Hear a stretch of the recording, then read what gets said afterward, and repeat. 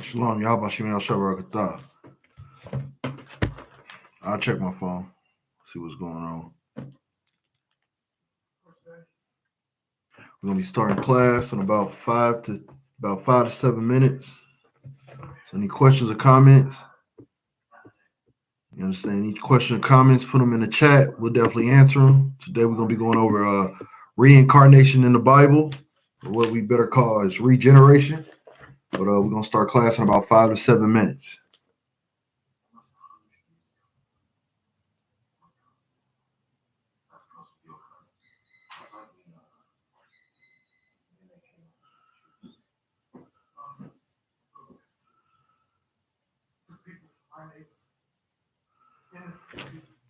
No sweat. So what I'll do, I warriors, that question, I'll answer it in class. So if you could write that question in the chat, and then I'll answer it in class when we get started.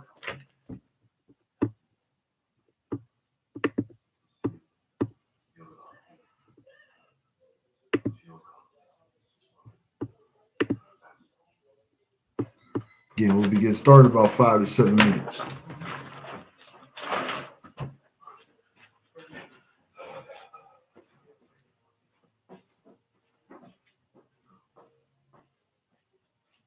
What are you doing?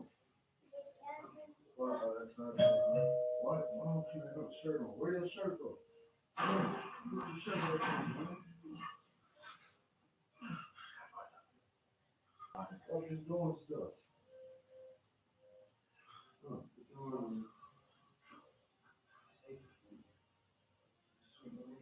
There you go.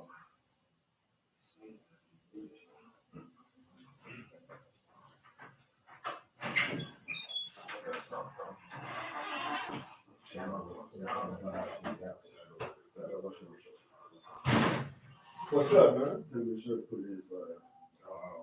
I'm about to be mad. Yeah, no sweat, no sweat. Yeah, keep your shirt on, good job.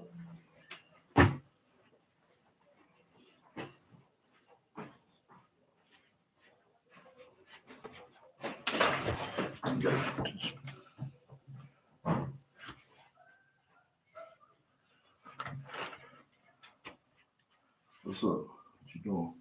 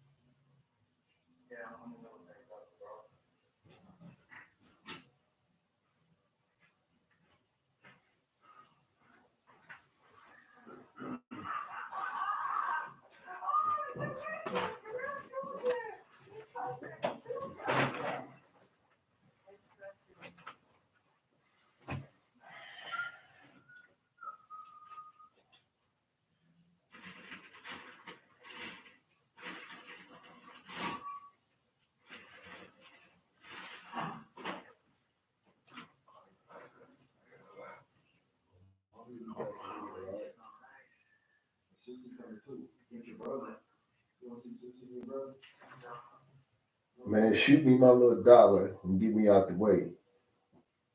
You back in there. Yeah, teach class.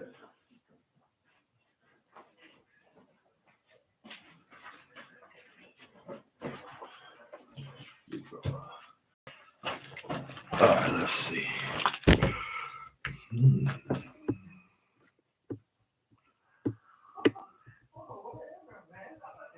Okay.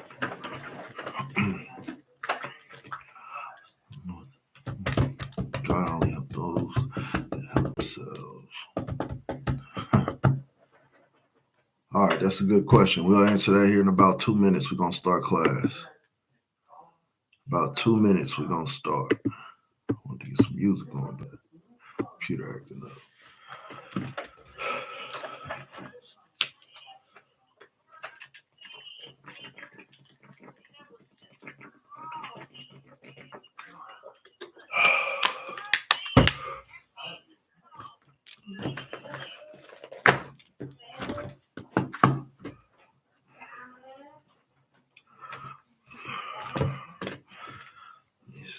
You know, I don't celebrate birthdays. So why would I wish you a happy birthday when I don't celebrate birthdays? Not my birthday, not my girl's birthday, not my mama's birthday. I call you every day, or I talk to you every week. Me saying happy birthday, if that make you mad, then baby, I don't know what to tell you. Even in Christianity, that church you go to, y'all ain't supposed to be celebrating birthdays, are y'all?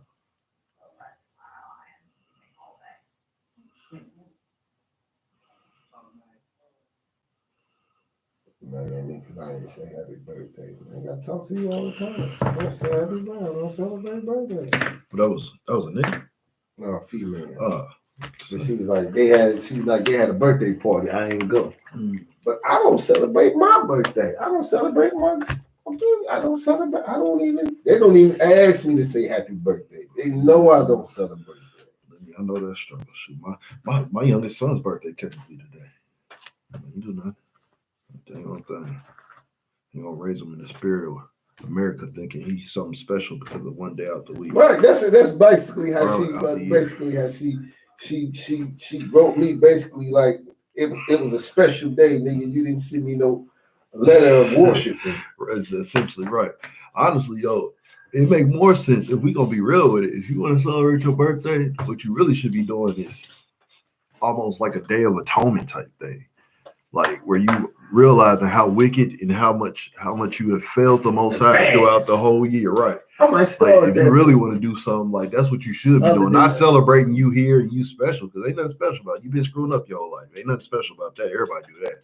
But if you really want to honor it, you honor it by saying, take yourself and make yourself even lower this day. Like the Lord has spared me and I'm still here.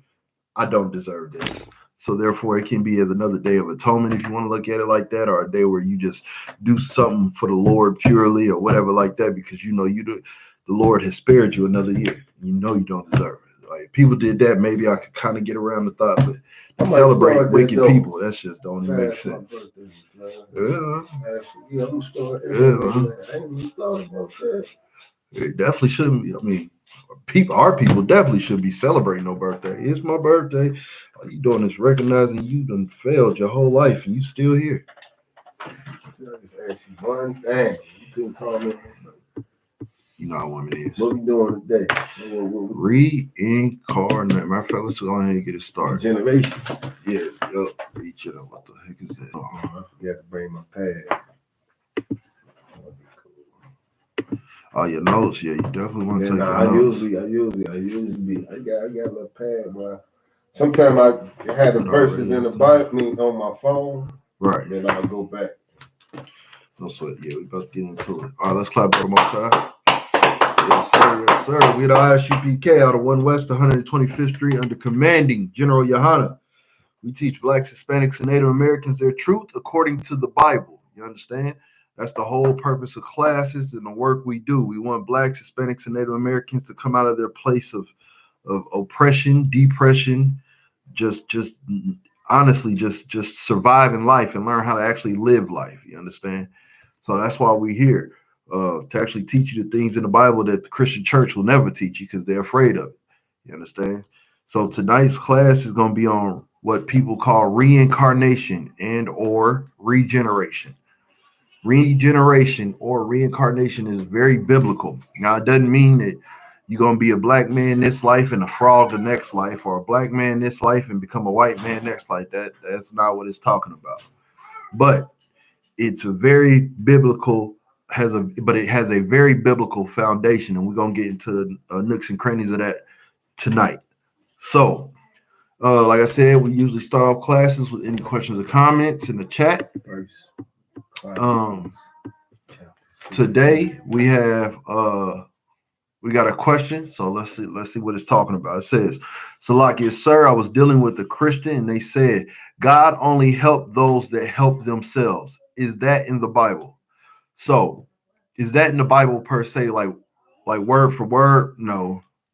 But is there biblical foundation to that? Is there a biblical structure in that? Yes, there is a biblical structure in that. And this is something that faith without works is dead. You understand?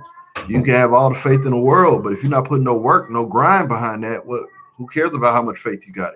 Honestly, it's like a lot of our women nowadays. They talk about, oh, I'm losing weight this year. But you don't see them in no gym. You don't see them running nowhere. You don't see them doing nothing. They got the faith they're going to lose it, but they're not putting in the work to make it happen. You understand? And we're going to get this in the scriptures. Let's get if you could, Brother Kashad. And if you got a scripture, you got a question or something you want to bring out, just go ahead and let me know. But James 2, let's start James 2 and 18. We're gonna get it in the Bible. James 2 and 18. This is James chapter 2, verse 18. Mm-hmm. Yea, a man may say, thou hast faith. So you say, thou hast faith. I got faith. I got faith that I can make $1 million. I got faith I can lose weight. I got faith I'm gonna get stronger. I got faith I can learn another language. I got faith that I can raise up a nation. I got faith I can serve the Lord.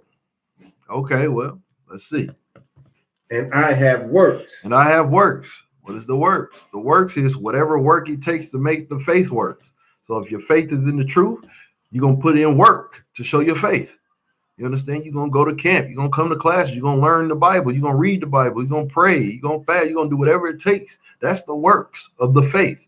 If your faith is being a basketball player, don't tell me you're a baller and I don't ever see you shooting up 100 extra shots or 500 extra shots, dribbling drills, running, cardio, getting your body right, eating right, learning the game. Those would be the works of the faith of basketball. If you got faith in music, don't ever tell me you lyrical, but you're not listening to the best lyricists. You understand? You're not in the studio. You're not writing. You're not rhyming. You're not doing whatever it takes to the work that it takes to make that faith work happen. You understand? Read. Show me thy faith without thy works, and I will show thee my faith by my works. Exactly. It doesn't even make sense. You can't have it. He says, show me thy faith without thy works, and I will show thee my faith by my works. What is he saying? Meaning, if you see me, you understand, reading the Bible, teaching classes, in classes, learning, asking questions, going to camp, you understand, keeping feast days, keeping the law, statutes, commandments to the best of my abilities, fighting to be better every day at serving the Lord. What is the faith I have? My faith is in the Most High in Christ. You understand? If you see me every day working out, working on dribbling drills, shooting up shots, working on crossovers, working on defensive stances, defensive schemes, things of that sort, always watching tape, always watching ball games. What is my faith? My faith is in basketball. It's not hard. You can tell Michael Jordan's faith by his works. Because of what you seen him doing on and off the court, you knew his faith was in basketball. Same thing with Jay-Z. You seen him doing in and out the studio, his faith was in music. You understand it? It's really not that hard. So when a Christian says God only helped those that help themselves, to a certain extent, that's very true. You understand? You can't just sit up here and talk about, oh, I got faith in the Lord, but you eat pork, shrimp, crab, and lobster, not even trying to figure out if that's okay with the Lord. You understand? So I got faith in the Lord, but you go into a Christian church and they're not explaining or breaking down nothing of this Bible. You understand? So that is a very true statement. Read where you at. Let me see.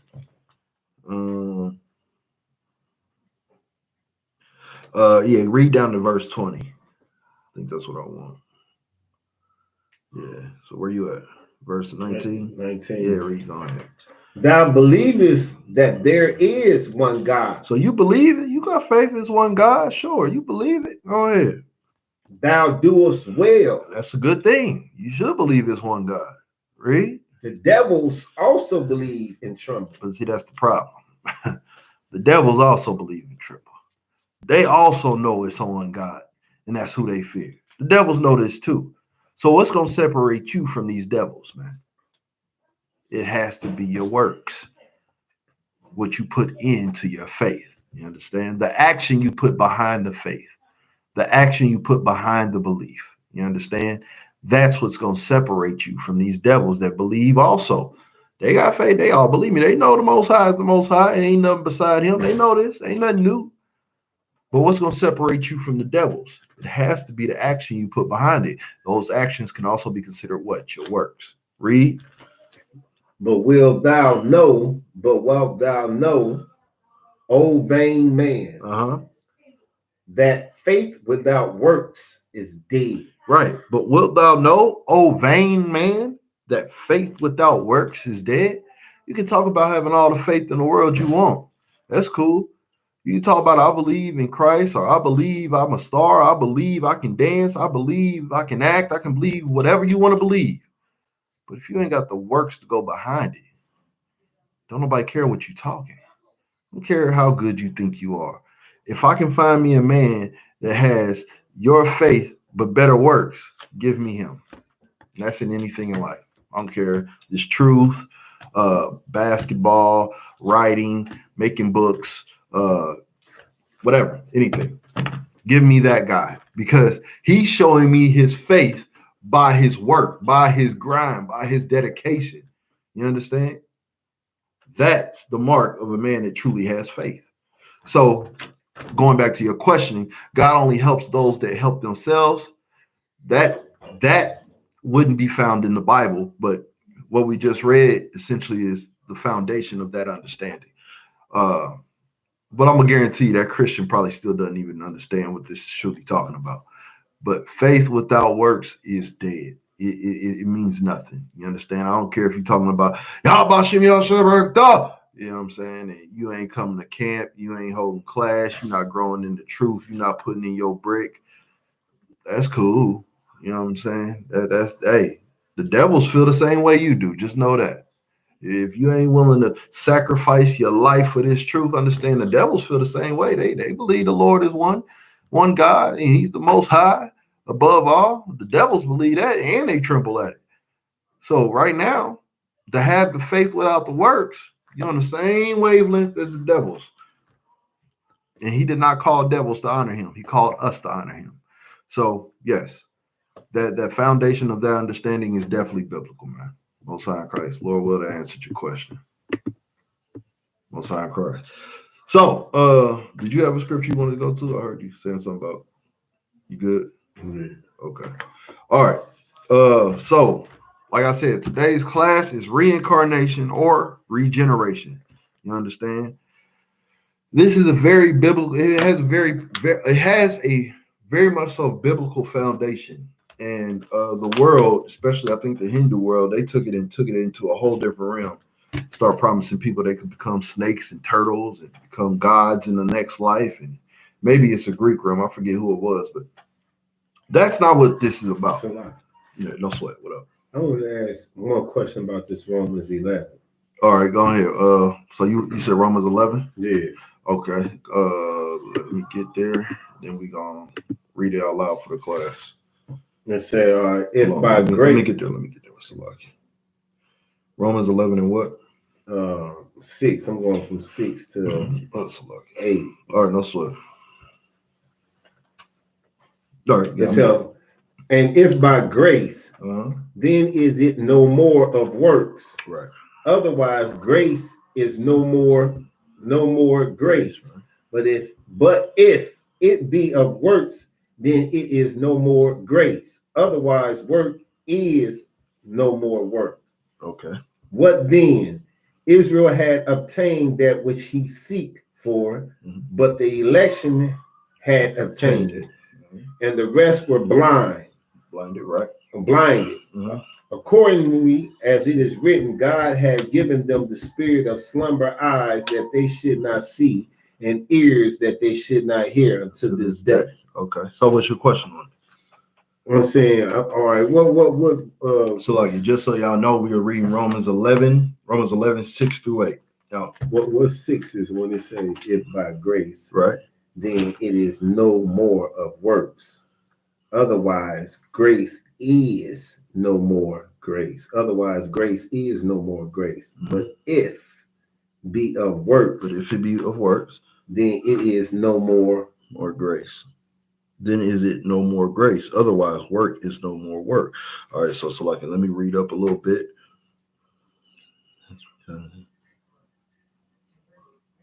Right, even so that according. Okay, so let's read up. Just start at one verse above it. Verse 5. Even so, then, at this present time, also there is a remnant, right, according to the election of grace. So the context is the election of grace, right? So now, what is the election of grace?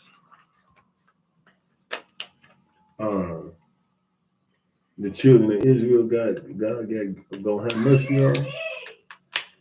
True, right. So the election of grace, meaning this covenant that we're in is the election of grace, meaning this is how we're getting back to being the elect. You understand? Okay. Through grace. Okay. So it's grace that's going to bring us back. So now let's go into verse 6. And say, and if by grace. So now, and if by grace, then is it no more of works. So it's almost like posing a question. Then is it no more of works? Okay. Read. Otherwise, grace is no more grace. Otherwise, grace is no more grace, because then grace is obviously what? A time period. But with remember, in the law with works was, you know what I'm saying? What do you know what the works of the law would be? Like keeping the law. Not so much keeping the law, but the works of the law. Meaning, okay, essentially, if I break the law, then I have to give a dove or give this or do this. Lord will, it might take my life depending on what it is. But that's essentially the works of the law. You understand? Actually, what you have to do to get back in good grace with the law. You understand? So now it says, and if by grace, then it is no more of works. Otherwise, grace is no more grace. But if it be of works, then is it no more? Then But if it be of works, then is it no more grace? So, and I might have to get a better understanding from the middle above me. But what I think it's going into. But if it be of works, then is it no more grace?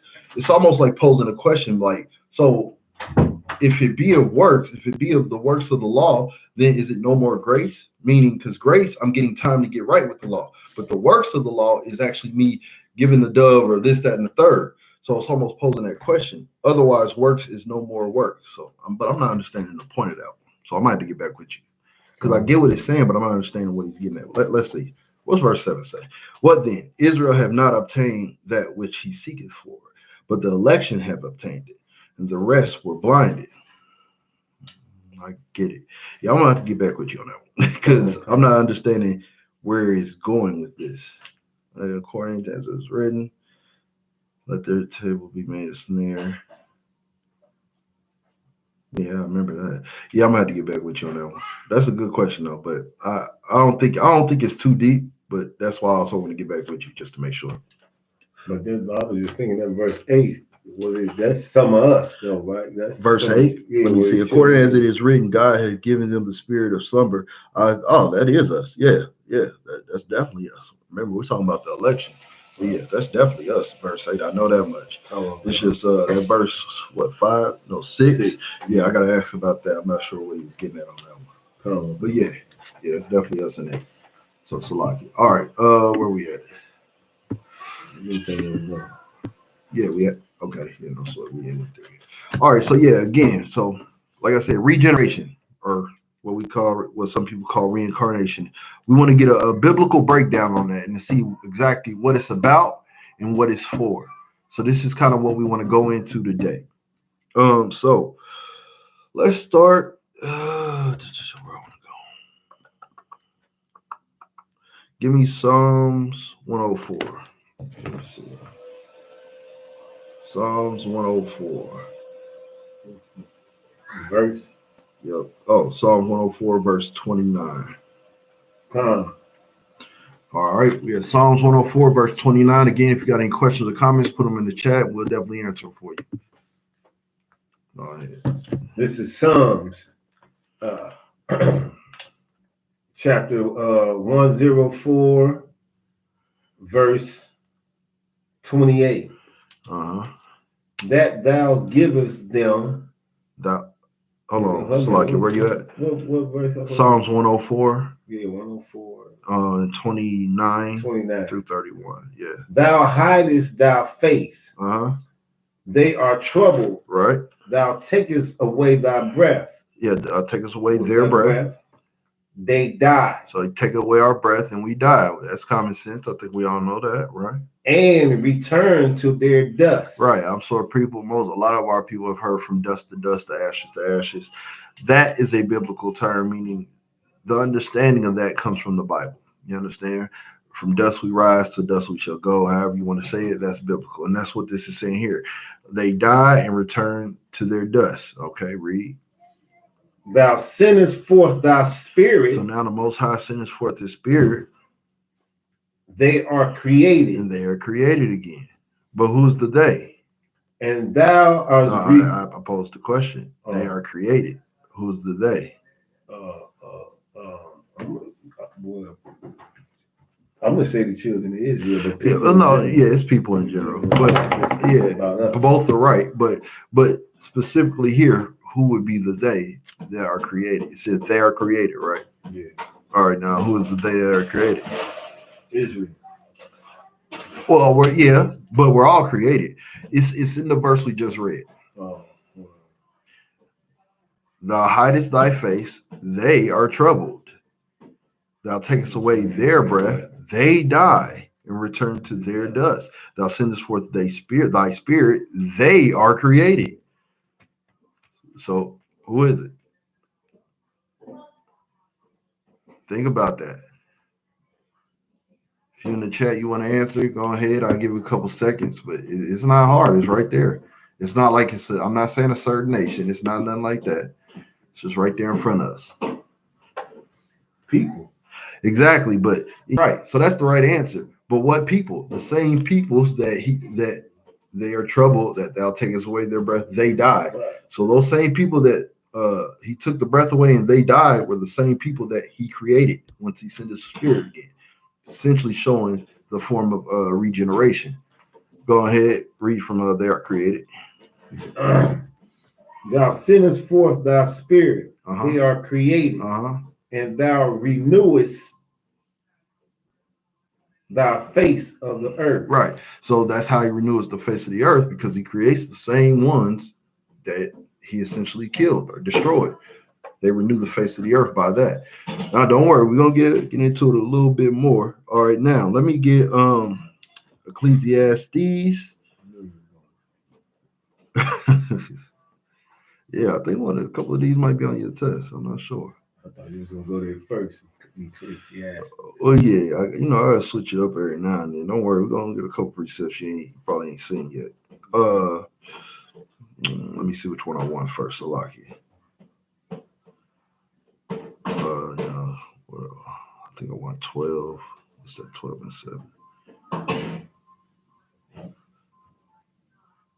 Okay, give me that. Give me Ecclesiastes 12 and 7. This is Ecclesiastes chapter 12, verse 7. Then shall the dust return to the earth as it was. So we just got done with that same understanding in Psalms. Dust to dust, ashes to ashes. All right, read. And the spirit shall return unto God who gave it. So now we get a little bit more further understanding. So it breaks down the dust to dust part.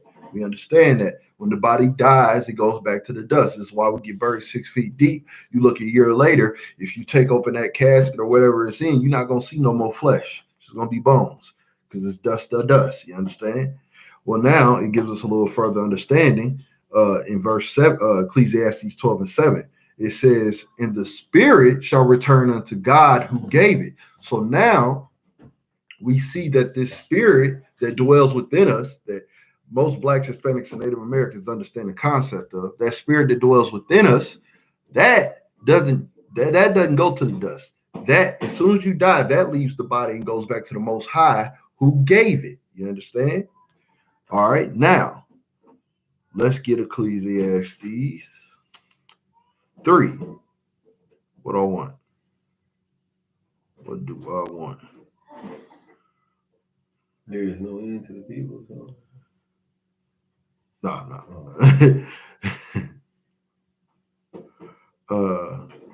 We'll give you verse 16.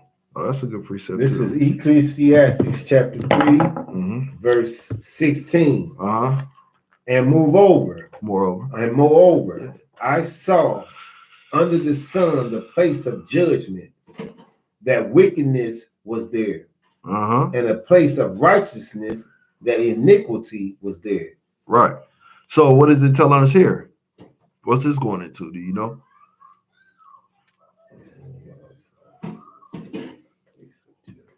I think you should know this. It's the one on the test, ain't it? I was about to say, First, so all right, since you got the test, first of all, what type of scripture is this? This is under what precepts are yours?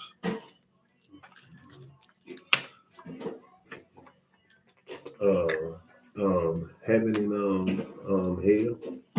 Exactly. So now what is this telling us? This is a heaven and hell scripture. Right. So it says, and moreover, I saw under the sun the place of judgment. So how would you break that down? What is that telling you? What's under the sun? The earth. The earth. So right. So now what's so heavy about that is what? Because we're taught, oh, you don't want to go to the place of judgment. We're thinking the place of judgment is heaven or hell. When you get judged, you go to heaven or hell. No, the place of judgment is under the sun. Well, what's under the sun? Earth. Earth is under the sun. So this is talking about the place of judgment being earth. You understand?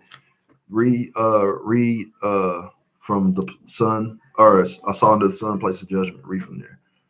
And moreover, I saw under the sun a place of judgment, that wickedness was there. So now, at this place of judgment, we got wickedness. So some people say, well, yeah, that's got to be hell, right? Well, let's see. Read it. Keep reading.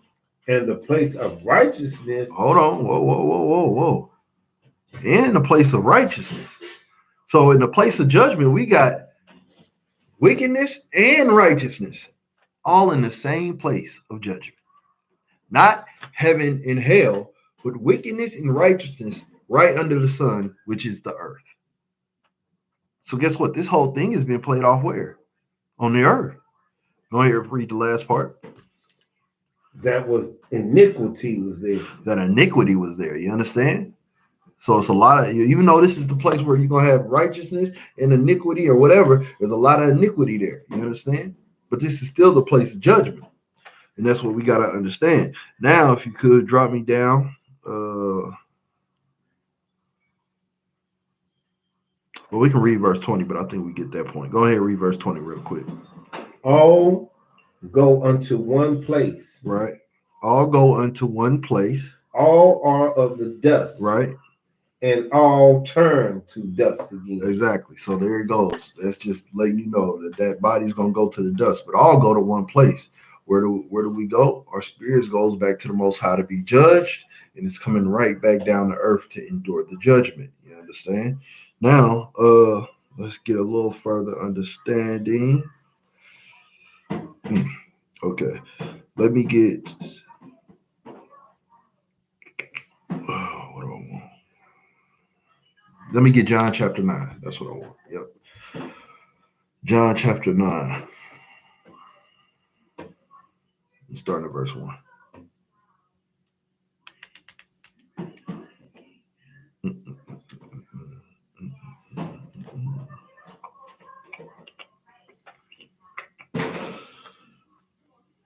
Chapter 9, verse 1. Yo, John chapter 9, verse 1. This is John chapter 9, verse 1. So Salaki. So for anybody that's listening, pay close attention to this because we already understand dust to dust. The body goes back to the dust. Well, the spirit goes back to the Most High that gave it, as we read. What we read that in Ecclesiastes. Yeah, right. As we read, I think that was 12:7. Make sure. I want to make sure we get the right precepts. This shows us right. So Ecclesiastes 12:7 says the spirit shall return unto God who gave it. So when you die, the dust goes back to the dust, and the spirit goes back to God who gave it. Then we understood from Ecclesiastes chapter 3, verse 16, that the place of judgment was on the earth. So when the spirit goes back to the Most High, he gives the judgment, and we endure the judgment on earth. That's literally reincarnation, as simple as you can make it. But we're going to get a little bit more on it. Okay, so now where are we at? John chapter 9. All right. This is John chapter 9, verse 1. Uh-huh. And as Jesus passed by, Mm-hmm. This is John chapter 9, verse 1. Uh-huh. And as Yahushua passed by, Right, he saw a man which was blind from birth. So Yahushua was walking by. What happened? He seen a man that was blind from birth. So from this man's from the time he entered the earth or the place of judgment, from the time he entered the place of judgment, he was blind. So remember that as we read this story. Read verse 2. Uh-huh. And his disciples asked him, Yeah. saying, Master, Right. who did this? Who did sin? This man, he's Salaki. And his disciples asked him, saying, Master, who did sin? Right. This man, Right. or his parents, that he was born blind? Now, what's heavy about that? Think about that. What did these? Now, think about it. These are the priests and prophets. These are the disciples of Christ speaking to Christ. This is pretty much a learned man conversation right here. Everybody here understand the basics of the law. Everybody here understand the basics of how the Most High works. Everybody here, this right here is a conversation that most won't get. You understand? It's like top flight scientists having a scientific conversation and a random Joe Smo standing there not understanding nothing that's going on. Well, guess what? Now we about to get a breakdown of what these learned men was really talking about right here. Read that verse 2 again and let's see what's going on. And his disciples asked him, right, saying, Master, mm-hmm. who did sin? Mm-hmm. This man, right, or his parents, that he was born blind? Now, so can you tell me what the breakdown of that? What it was asking, it was basically saying, they asked Yahushua, mm-hmm. did this man sin, mm-hmm. like previously, or did his parents commit the sin that he was born blind? So did he sin in his past life? Right. Or did his parents sin? Exactly. And that's why he blind from the sin. Exactly. And that's what they're thinking. Now, how do we know that it had to be his past life and it couldn't have been that life?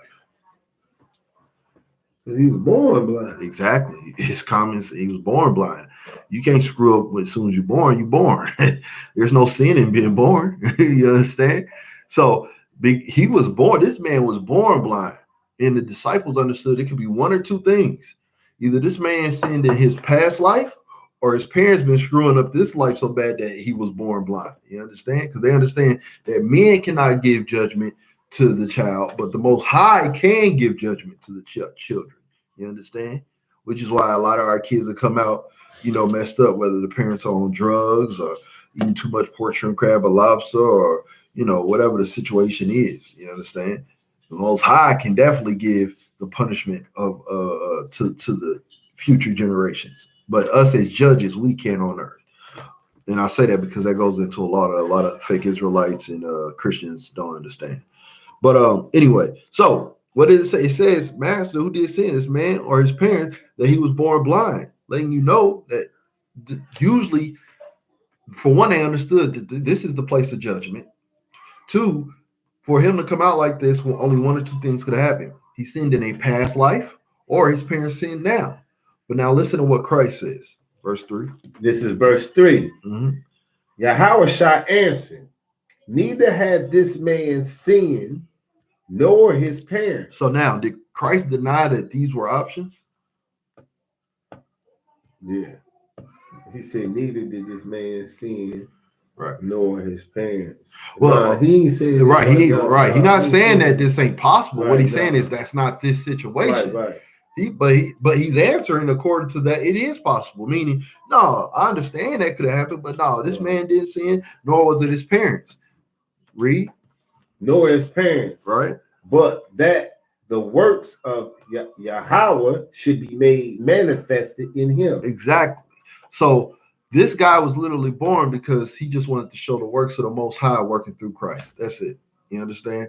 Now, how do we know that normally it's going to be one or the other? How do we know it's usually going to be either this man sinned or the parents did sin? How are we going to know that? That's usually how this regeneration thing works.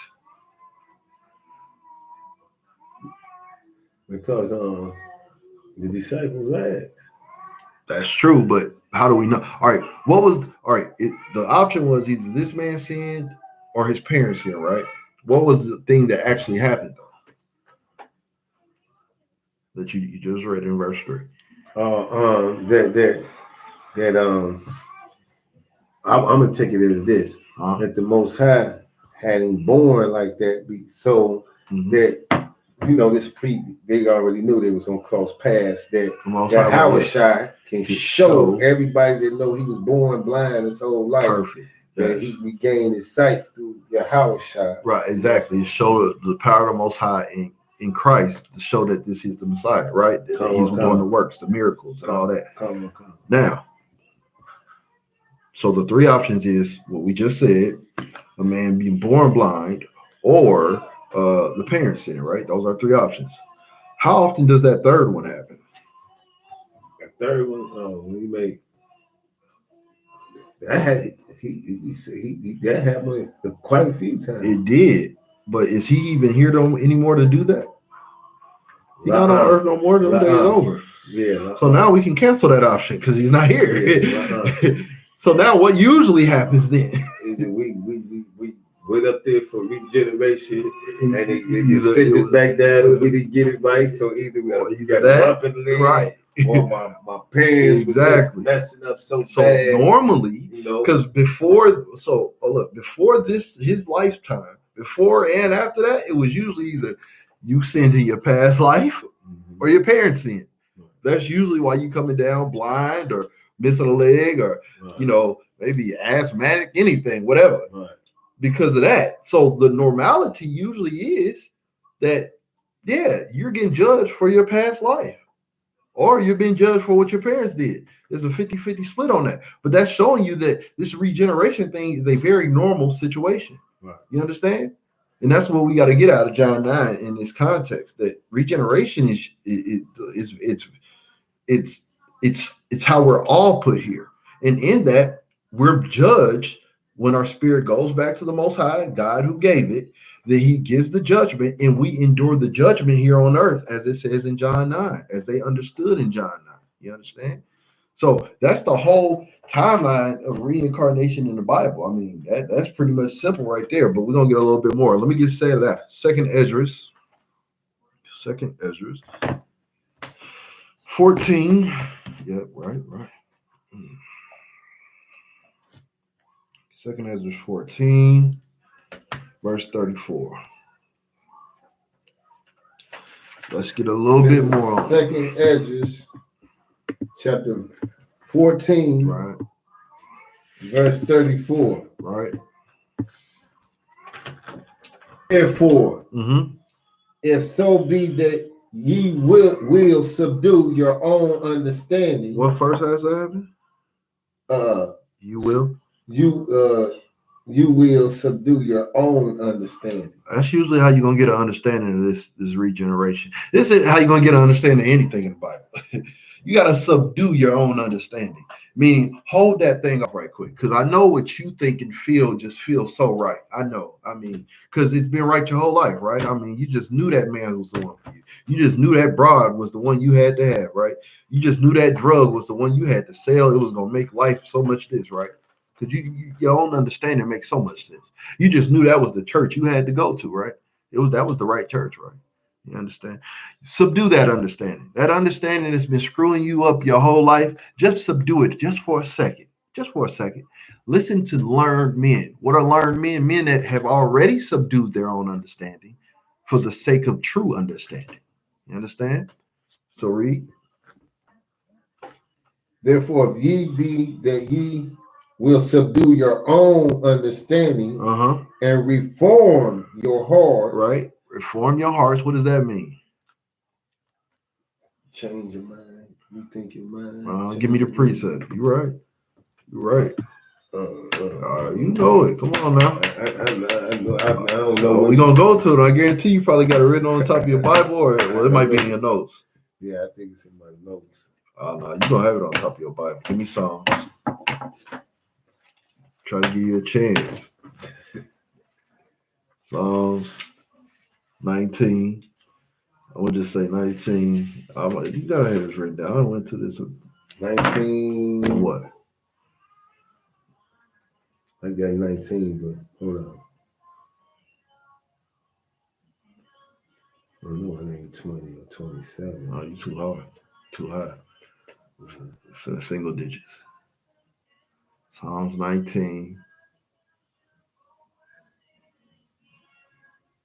The law of the Lord.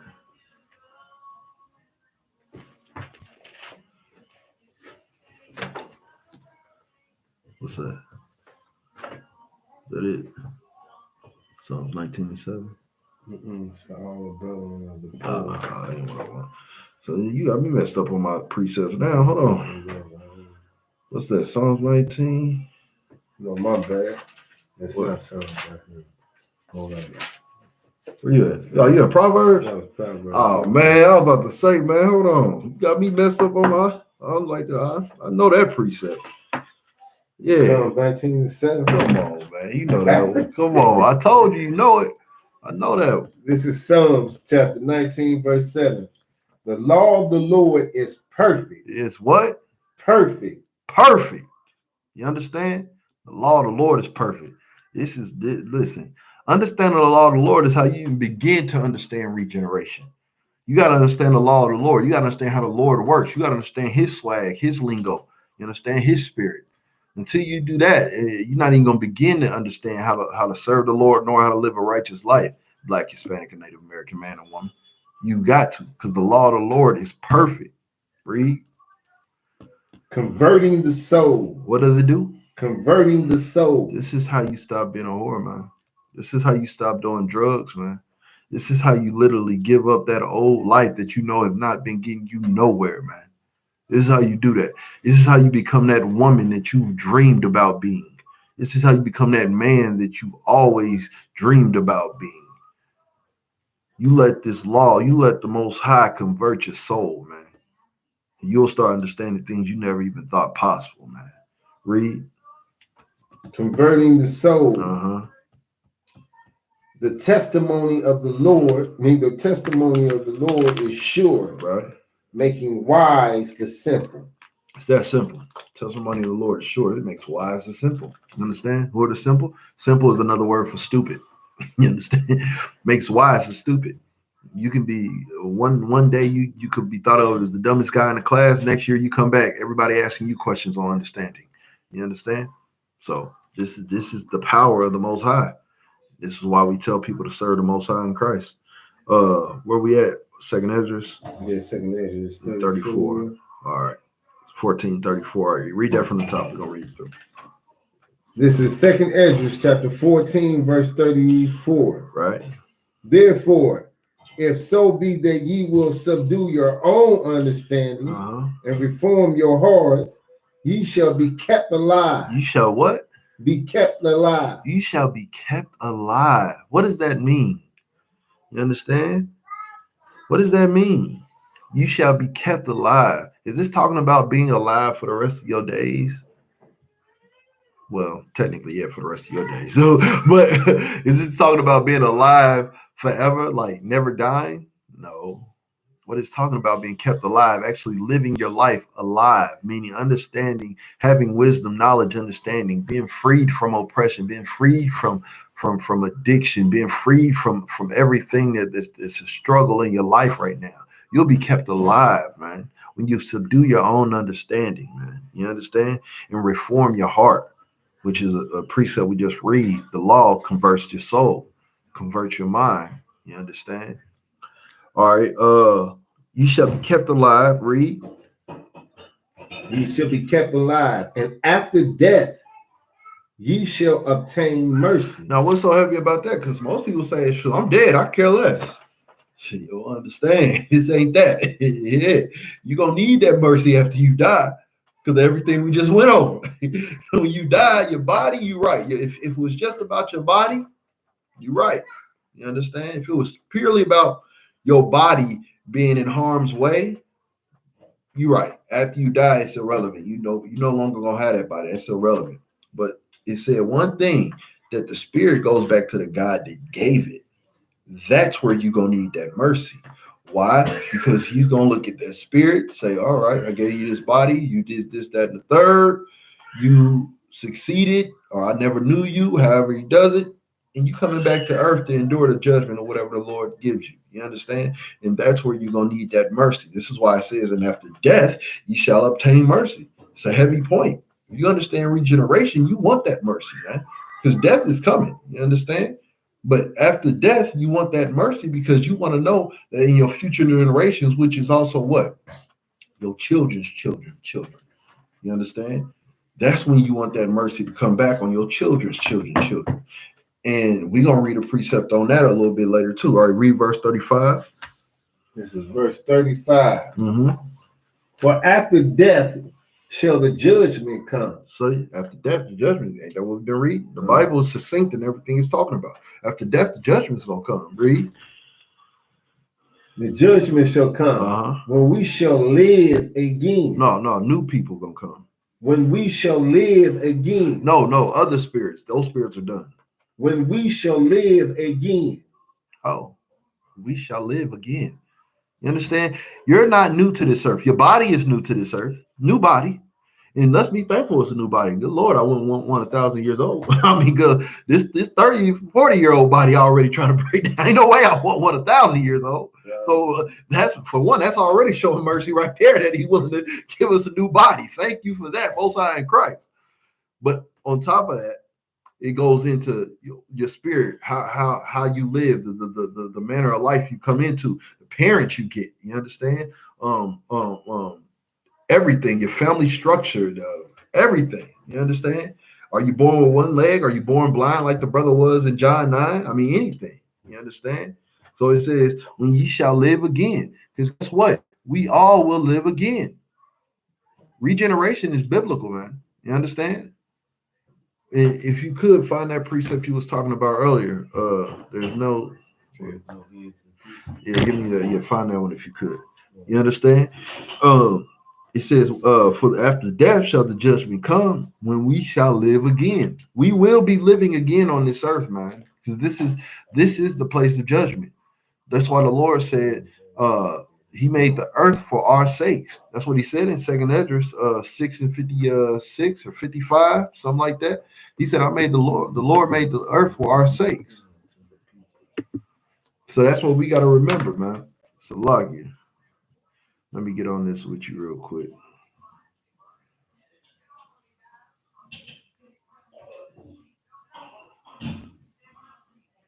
I know it's in Ecclesiastes. Ecclesiastes. I hate trying to pronounce that. No, don't sweat. Let me see. Let me get there with you real quick.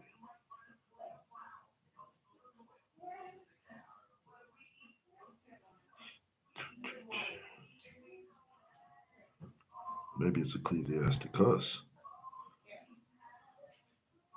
I don't know.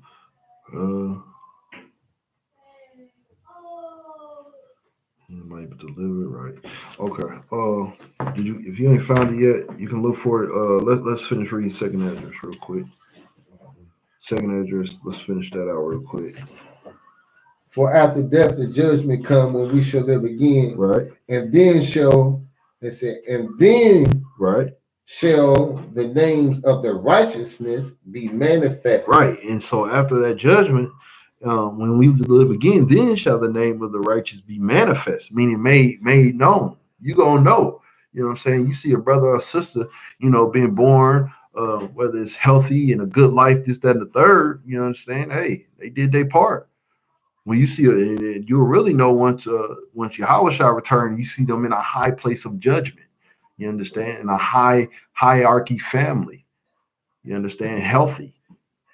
And I'll finish it out. It says, "And the works of the ungodly shall be declared." You gonna know when they ungodly, when they born blind. They may be born with a mental, stability. All right, go ahead and read that. Go ahead and read that. This is Ecclesiastes chapter 4, verse 16. There is no end to all the people. There's what? There is no end of all the people. There is no end of all the people. You understand? We don't have an end. Do we die? Yes, we do die. But okay, this is the issue. We understand there's a cycle of life with water. You understand? You go air, what is it? Air, rain, ice. We understand there's a cycle of life. You understand? It never ends. There's a cycle of life with the leaves on the tree. You know what I'm saying? They come in one season, out the next, come back in. There's a cycle of life. You know what I'm saying? Well, guess what? There's a cycle of life to humans. We have a cycle of life too. There's nothing new about it. You understand? Do we all get a new body? Sure, we get a new body, but it's the same spirit. Ain't no end of, read that again. There is no end of all the people. There's no end of all the people. That's what we got to understand, man. That's a big part of understanding that regeneration is the way of life. It's not even a big deal. It's just like, duh, that's life. You understand? Is there any more on that? Yeah. Even of all that have been before them. Read that again. Even of all that have been before them. Even of all that have been before them. So the people before them, what? They coming back. Ain't no end to them. Ain't no end to them. Even the people that been before them. Ain't no end to them. You understand? It's a regeneration. You understand? That's a part of this world. You know what I'm saying? You got more on that? Is that it? That's pretty much it. Right. Hold on. Let me see that. Yeah. That's pretty much it. So that's a great precept, though. So now, where were we at? We finished Second Esdras. Yeah. We finished that one. All right, cool. Now let's go to the law. Let's get Genesis chapter 36.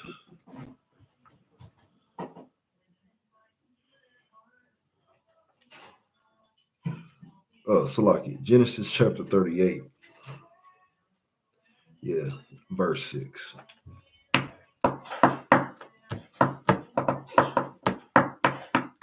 This is Genesis chapter 38, verse 6.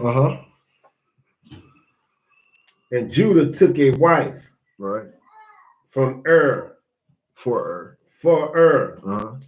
his firstborn, whose name was Tamar. Right. So Judah took a wife for his son, which was his firstborn son. Her name was Tamar. That's all it's telling us. Go ahead.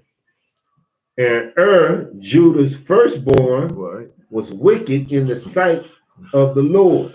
So, if I didn't know anything today, this was a Negro. You understand? And it just happened to be this was a wicked Negro in the sight of the Most High. A can't get right type Negro. You understand?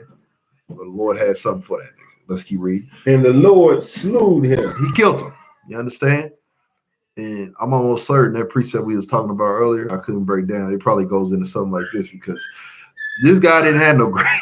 With no grace. He was a wicked nigga. I'm done with you. You understand? That's what you got to understand. This is the way it's supposed to be. But because, Christ, we do have a grace period to get right again, even though we just probably as wicked or more wicked than this brother Earth. You understand? So this brother was wicked. The Lord killed him. Slew him. He killed him. Read. And Judah said unto Onan, go in unto the brother's wife. What did he ask him to do? Go in unto thy brother's wife. Right, but what does he tell him to do?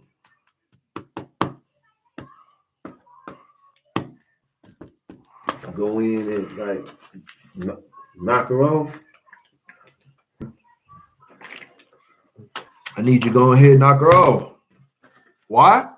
This is law. This is a law. You understand? What we're reading right here is a law. And this is another heavy point about this. I'm about to go get the law on this, so don't think we're not. I'm about to go get the law on this.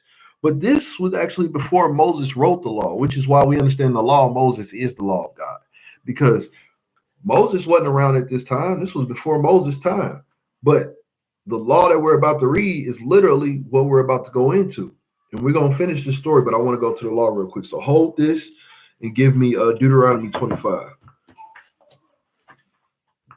This is the law that this is protect. This is why he's telling him to go into his brother's wife. Deuteronomy 25. Yep, starting at verse 5. This is Deuteronomy chapter 25, verse 5. Uh-huh. If brethren dwell together, All right. and one of them die. One of them died. So now what happened to her?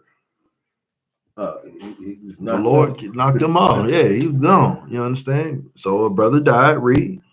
And have no child. He didn't get no child. Wicked ass got killed too early. So he had no child, read. The wife of the dead. Wife of the dead, read. Shall not marry without unto a stranger. Right. Now, obviously we know not a heathen, but this is talking about anybody outside of this immediate family. She should marry within the families, specifically if it's a brother that he has, that's who she should marry. So this brother was a Judite that we're reading in the story. She shouldn't be looking for a Simeonite or a Gadite or whatever. She should be looking for not only a Judite, but the Judite within that family. You see what I'm saying? Not a stranger, meaning someone that was not within that family. Which is how we also know stranger doesn't always mean heathen, because I mean that's just crazy. Go ahead. Her husband's brother shall go in unto her. He shall do what? Go in unto her. This is why Judah was telling his son, his other son, to go into the dead son. You know, the dead Salaki, into the dead son's wife. Because of the law. This is normal. This is what it's supposed to be. So Judah being a lawful man, what does he tell his son to do?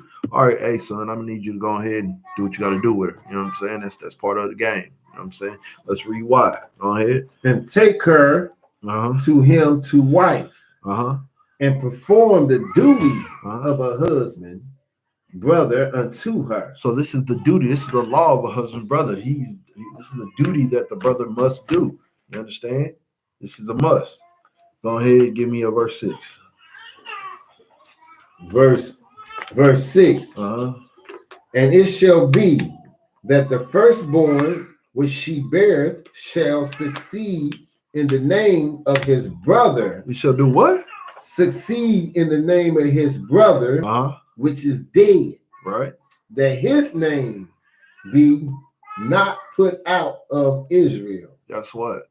Here goes regeneration again.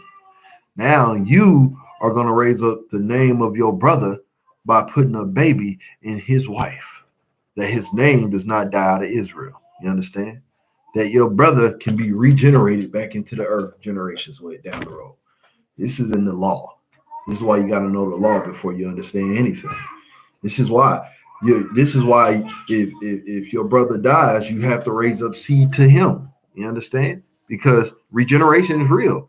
Because if you just keep raising up seed to you and your wife, guess what? You get to be regenerated. Well, wouldn't you want that for your brother too, even if he didn't get to have a child? Well, this is how you do it. The Lord is going to honor you keeping this law and raise up seed to your brother. Regeneration right there in the law. You understand? All right. Let's read because it kind of gets interesting. We'll go down to 7. Yeah. We're going to read down to where we at. We're on 7 now. 6. Yeah, I'm on 7. Yeah, so you want to read down to like 10. All right. This is Deuteronomy chapter 25, verse 7. And if a man like not to take his brother's wife. So what now was this saying? That if he don't mess with his brother's wife. Right. Then let his brother's wife go up to the gate unto the elders. Right. And say, my husband's brother refused to raise up unto his brother a name in Israel. See, that's the whole point, to raise up your brother's name in Israel, to raise him. Why does it say raise up? Because he's bringing back up his brother. He's raising back up his brother essentially from the dead. This is what this is going into. This is regeneration right here within the law. But this brother saying, man, listen, you was my brother's wife. That was glorious, but I ain't feeling you like that. I'm gonna be honest. It's a couple brothers, I probably ain't pressed on, raising up their seed to that woman, but it's a law, so you got to do it. And then this is well, I ain't gonna say this is the bad part, but this is another thing we got to know about it. You understand, when you lay with this woman, she becomes your woman for the rest of your days. So this ain't like a one-time thing. You know what I'm saying? If Judah's son thought this was a one-time thing, he could do it one time. But because you got to keep her for the rest of your days and treat her as that wife, it's probably what stopped him from wanting to do this. You understand? Go ahead. And say, my husband's brother refused to raise up a brother in the name of Israel. Right. He will not perform the duty of my husband's brother. Right. Verse 8. Verse 8. Right. The elders of the city shall call him and speak unto him. And if he stand to it and say, I like not to take her. It says, right. And if he stands to it, say, I like not to take her. What is he basically saying? They go to the elders trying to talk to them like, hey, I understand she might not be the cutest thing, or she may not be the slightest, or whatever, but this is your duty. It's your duty to a brother. He's saying, listen, I ain't going. I can't go. Right. I don't know what bro was doing, but I ain't doing it. Well, let's see what happens. Then shall his brother's wife come unto him in the presence of the elders, right, and loose his shoe, right, from off his foot, right, and spit in his face, and do what? And spit in his face, and shall answer and say, so shall it be done unto the man that will not build up his brother's house. So basically, she comes and essentially embarrasses this man in front of the elders. You know what I'm saying? Letting them know you are ashamed. You ashamed Israel because you wouldn't raise up seed to your brother. You understand? This is why we say this thing is bigger than us, man. You know what I'm saying? When we got a duty to do, we do it. It's not about how we feel about something. You understand? The only thing that can make a brother not do this is his emotions. I get that every woman ain't gonna be your type, but if you got a duty to do, you got a duty to do it. And that's what you're supposed to do. So this is what this woman gets to do. Loosen his shoe, take his shoe off, spit in his face, just make him look like a fool in front of the elders, because that's essentially what he's doing to Israel. You know what I'm saying? He's shaming Israel, not raising up his brother's seed. You understand? Which is essentially regenerate his brother back into this earth. So now let's go back to Genesis. So what we just read, this is what this law is. This is why Judah had his son doing what he had him doing. Let's read that from the top again. Genesis, where are we at, 38? Yeah, 38, where we going? Yep, 38. And then let's get, I think it was at, 6 or 7? 7. Yeah, let's read. Yep, let's read from 7. In Judah's firstborn was wicked in the sight of the Lord. Right. And the Lord slew him. Yep. And Judah said unto Onan, go unto thy brother's wife, right, and marry her, and raise up thy seed to thy brother. Right, exactly. So he said, go into thy brother's wife and marry her. See, this is how we also know what sex is marriage. You understand? Because he said, go into thy brother's wife and raise up seed. He said, go into thy brother's wife, marry her, and then raise up seed. Meaning, you can't have sex without marriage. It's just not. If there was a way possible for that, I'm sure brothers would have found a loophole within the law. You know why it's not a way possible? Because sex is marriage. There's no other way around that. I know a lot of women hate hearing that. You understand? But yes, when you lay with a man, you're literally saying, I'm giving my life to you. Sex is marriage. Guess what? You're not meant to be a whore. You're not meant to open your legs to anybody you feel like. You open your legs to that one man. And that's it. You understand? Unless, you're in a situation like this. God forbid. So let's keep reading. And Onan knew that the seed should not be his. What did it? So read that again. And Onan knew that the seed should not be his. Now, if this wasn't about regeneration, why the seed is? Because he's going to have to raise the child like it's his. That's what he's going to have to do. Got to raise it like it's his, protect it like it's his. That child's gonna call him daddy. All the other things that go with it. But Onan, because Onan knew what the law of God and how this worked, knew what this seed ain't mine. The seed wasn't his. This is a regenerational seed. This ain't got nothing to do with me. That's a heavy point right there, man. A lot of people don't realize, man, this thing, regeneration is the basis of life. It's how we all function. You understand? Go ahead, read. And shit, Onan knew the seed would Read, not read be from the his. top of verse 9. And Onan knew that the seed should not be his. Right. And it came to pass when he went in unto his brother's wife, Right. that he spilled it on the ground. Right. So now what is it saying? Excuse me, Slocky, that his what would be the term we use today? His nut. Yeah, but what did he do? In sexual terms, we would say he did what? Jack. I don't know. Maybe you said that. He pulled out. Yeah, he pulled out. He didn't continue inside of her. He pulled out. You understand? So instead of raising up that seed to his brother, he's doing his thing and he pulled out. You understand? All right, continue reading. Lest that he should give seed to his brother. Right, because remember, it started off saying he knew that this wouldn't be his. So he said, shoot, why even waste this one? I mean, shoot, I'd rather put this in my original wife, not this wife. This one, shoot, I'm having my fun, but for some reason, he didn't want to raise up seed to his brother. And I understand, because you're going to do, it almost goes into the spirit of, I'm not going to say it's the same thing, but the spirit of being a stepdad. Meaning I'm going to, I'm going to have the responsibility of the kid, got to pay for the kid, got to protect the kid, got to do everything, but I know it's another man's seed. That's the same spirit he's coming in. Meaning I'm going to have to do all this for this kid, but it ain't mine. You understand? Mm-hmm. And that's the same spirit right here. You know what I'm saying? Nothing new under the sun, like the Bible say, man. That it's the stepdaddy spirit, I would say. All right, where we at? Read verse 10. Yeah, verse 10. The thing which he did displeased the Lord. So read that again. The thing which he did displeased the Lord. Okay, now a lot of fake Israelites get this confused too. What displeased the Lord? Him him pulling up, spilling the seed on the ground, and not getting not regenerating his brothers. Not going through his wife to regenerate his brother. That's what displeased the Lord. Not spilling a seed on the ground. That there's no law against that. If you want to pull out all day. There's nothing wrong with that. But he had a duty. What did this start off the law say? He had a duty to his brother according to the law to what? Raise seed unto him. Can't raise seed if you keep pulling out when the seed is coming. So in this, it wasn't wrong that it was wrong that he pulled out, but pulling out itself is not the sin. The sin is that he did not raise seed into his brother. If he does the duty of a brother, raise seed into that woman, if he wants to pull out after that all the day long, every time they do their thing, he's allowed to do it. But because he had a duty to raise seed to his brother, that was the sin. That's what displeased the Most High. So don't go around here saying if you pull out, you're in sin. No, if I don't have a duty to my brother, I can do that. I can do whatever I want with it.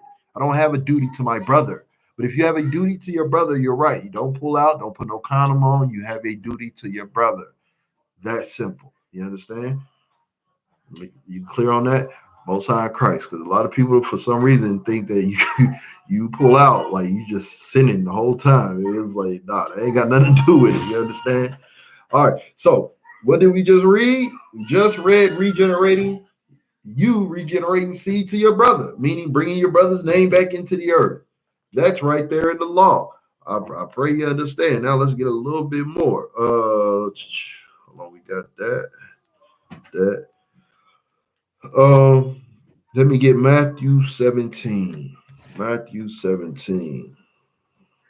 17. Yep. Salakia. Matthew 17 and 11.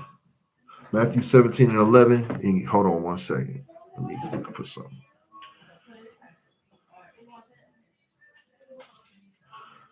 Let me see.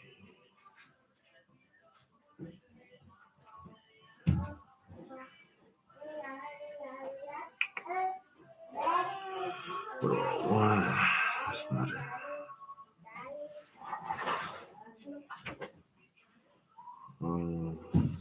Is that it?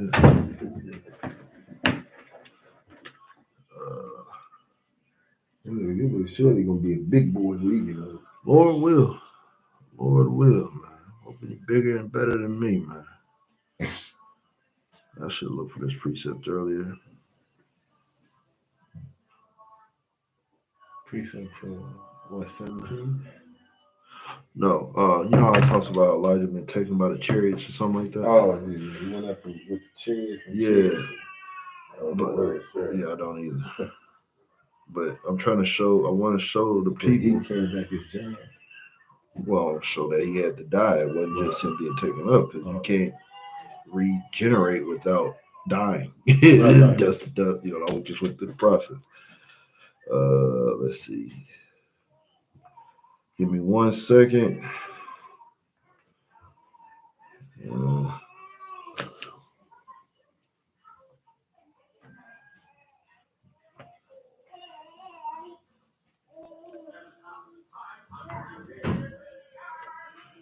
1 second. If I don't find it off this, I'm gonna let it be. That's not what I want to see. David, no, not David. It might be out bad. What's that?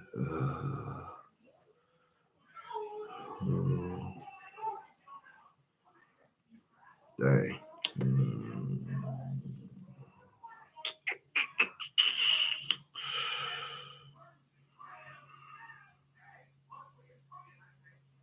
Okay. All right, I ain't gonna find it. Salaki. All right, let's read Matthew 17.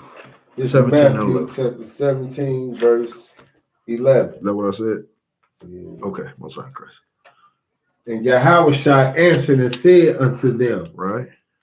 what's his name? Elias. Elias is just the Greek word for Elijah. That's it.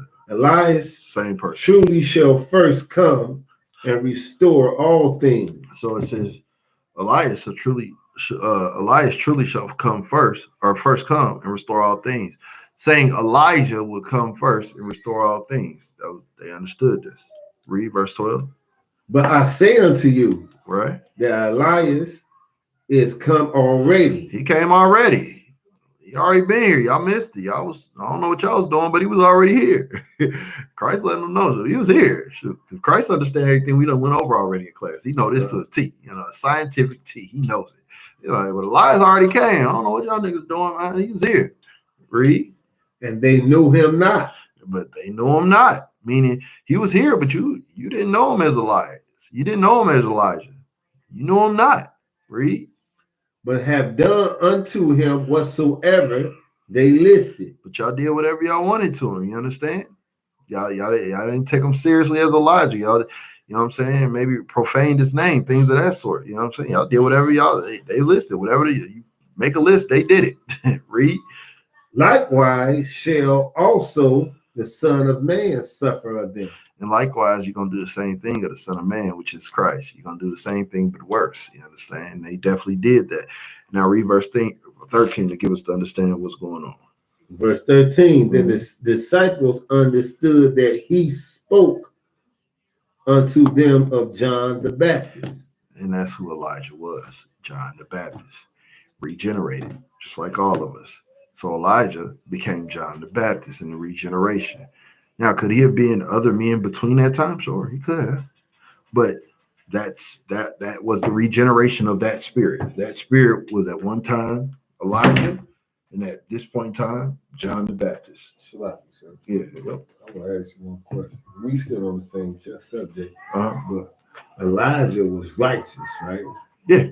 So I'm asking, how I know John fell out the truth. So how he be righteous and then he come back and then act like when Christ came, he didn't want to. Well, look at it like this. It actually, that's a great question, and this actually sets it up perfectly. Elijah was righteous, right? So let's well, we're gonna say it because it's true. In the regeneration, he was who? Elijah was who? John the Baptist. When John the Baptist was born, remember, just like Christ, the Holy Spirit was with him. Yeah. When he came out, he was doing amazing things for the work of the Lord. Yeah. So he started off as if he was blessed from the life he did live. Yeah. So that was very true. Now, being the carnal man that he was, what did he do? He fell off. Exactly. So it started off to set him up as, what did he say? There has nobody been born of a woman greater than John the Baptist. That was the blessing from being Elijah that he got. And for a minute, he endured that and lived that. But then that carnal man, it can take over at any time if you give into it. I promise it will. And that's why, yes, born in the truth, died outside of it. This is why it says there was no woman born of woman greater than John the Baptist. But the least in the kingdom of heaven will be greater than him because he didn't endure to the end in the life as John the Baptist. You see what I'm saying? But as Elijah, he was good, which is why he was born John the Baptist. Makes sense? Exactly. And that's all it is right there. So you got to endure to the end. Elijah did, John the Baptist didn't. So that's that. Let's see where we at.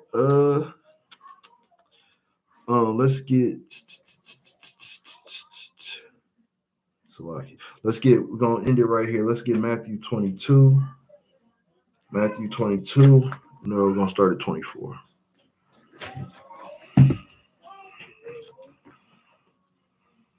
This is Matthew 22, verse 24. Yep. Saying, Master, Moses said, if a man die, having no children, his brothers shall marry his wife and raise up a seed unto his brother. So that's what we just went over, right? So now they're trying to actually trick Christ, but this is kind of going into the same understanding. Let's see what happens. Go ahead. What verse was that? You was at 24. 24, 25. Yeah. Now there were with us 7 brothers. Right.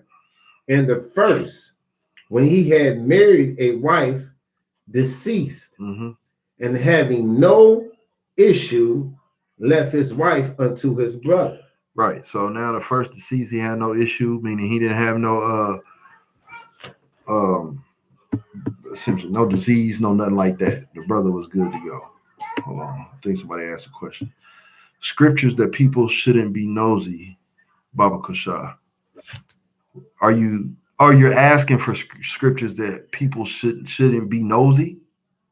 If that's what you're asking, let me know, sis. I just want to make sure. Scriptures that people shouldn't be nosy. Go ahead, keep reading. I'll wait till the sister responds. All right. Likewise, the second also, and the third unto the 7th. Say it again. It said, likewise, the second also, and the third unto the 7th. So I mean, all the way down the line, this was the same issue. Brothers would die, they didn't have no children, this, that, and the third. And they already know by law you're supposed to raise seed to your brother. So that's what they're going into. Go ahead. And the last of all the women died also. And the last of all the women died also. So now the women have died. All right, right. Now verse 28. Therefore, if the resurrection, whose wife shall she be of the 7? So it says, therefore, in the resurrection, whose wife shall she be of the 7? So it's saying in the resurrection, whose wife shall she be in this of the 7? Meaning what? What are they asking? They're asking if all the people died, who husband is she gonna be? Exactly, but when? During the resurrection, after when we come out, the regeneration, right? So during the regeneration, who does she belong to then? If everybody didn't die, this, then the third. It's almost like they're trying to trick them up.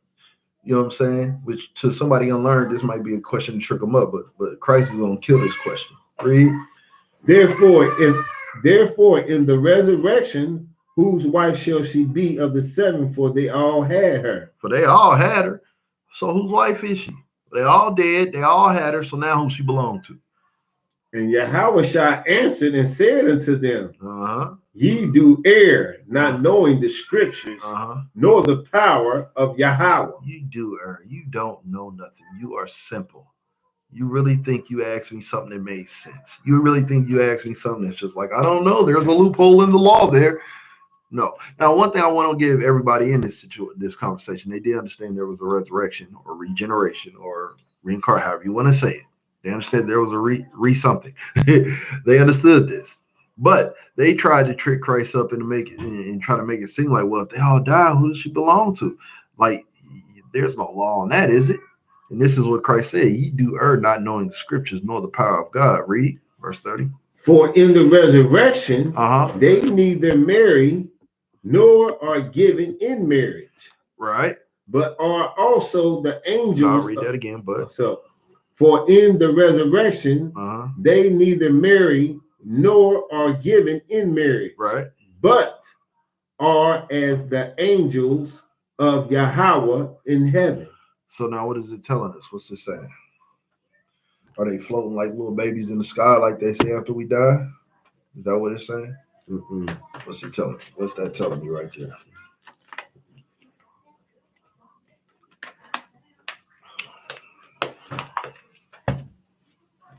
That basically they belong to the Most High. They do belong to the Most High, but we belong to the Most High, whether we, on earth, whatever. I don't know. I'm confused on that because they not giving it. So it's like they ain't marrying, and they're not giving in marriage. Right. But as the angels. of Yahweh in heaven. Right. So what is it saying?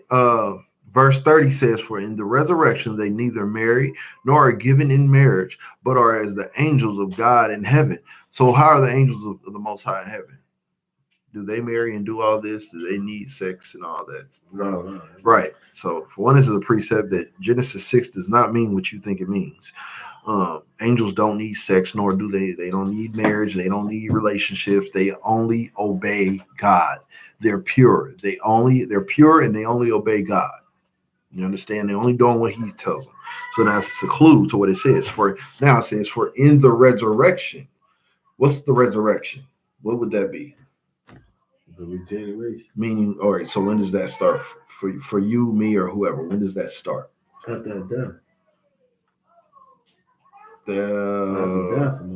do, but okay. When did Elijah's resurrection started with?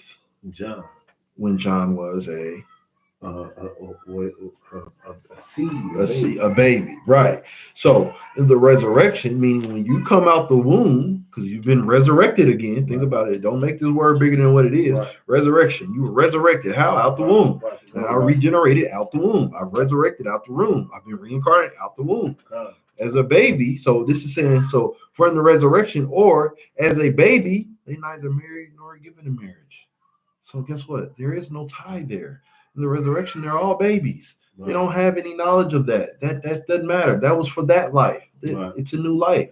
There's the angels. You understand? They're pure. They're just obeying God at this point. That's all this is saying. That's all this is saying. So he let them know like that. That's why he said, you do err not knowing this. You are simple. You're stupid. That was a dumbass question. Like they're babies. No baby is obligated to nobody else. Come on now. When you come out the womb, so you were married to them 110 years ago, right? Yeah, that's where you're at with it right now. No, this is a new life. There's a reason why it's called the place of judgment. I'm enduring that judgment, good, bad, or indifferent. So now I have a chance to rectify the wrong or continue and build on the right that I did then. But it has nothing to do with who I was married to, my best friend, what school I went. It has nothing to do with that. This is bigger than that. You understand? So that's what this is talking about. He's saying they were babies in the resurrection. Of course, they're not marrying or giving in marriage. They're like the angels. It doesn't matter to a baby if I'm married or not. It doesn't matter about a relationship. They're pure. That's what this is going into. And this is how Christ cut these dang wicked, not elders, but the Sadducees and Pharisees of the time, man. They tried to cut him with this questioning because he understood regeneration a million times better than them. He hurt their feelings, man. And so we'll make sure you got any more questions or comments. Sis, again, if you want to clarify exactly what you're looking for, Read my mind. I want to take you with exactly what you're looking for, you know what I'm saying? I can answer the question. We're about to close out class now. But if you want to DM me, ask me that question, I'll definitely give you a better, you know what I'm saying? I'll give you an answer because I'm not sure exactly what you're looking for. Scripture that says, I'm guessing a scripture that says people shouldn't be nosy. Baba Kusha. Scripture that says people shouldn't be nosy. I'm not even, that's not an issue in Israel. I don't really like. I mean, maybe it's a certain situation or a certain circumstance or scenario you're looking for. If it is, yeah, if it is, you can let me know. But you know, I mean, as far as being nosy, I don't know what to tell you, sis. I mean, I can tell you this: as a woman, you shouldn't be worried about what your man is doing outside of the home. You should be worried about how to become a better woman. You shouldn't be nosy in that sense. You understand? But as far as your man, he should be keeping up with everything you're doing to make sure you're not falling out of place. Um, I don't know if that's what you're looking for, but yeah. Like I said, you can ask me the question. We can clarify it and go from there. With that, we are at ISUPK on 1 West 125th Street under commanding General Yohana. We teach Blacks, Hispanics, and Native Americans their truth according to the Bible. I'm Officer Yahweh Thumb, and that is class. Shalom. Sign Christ.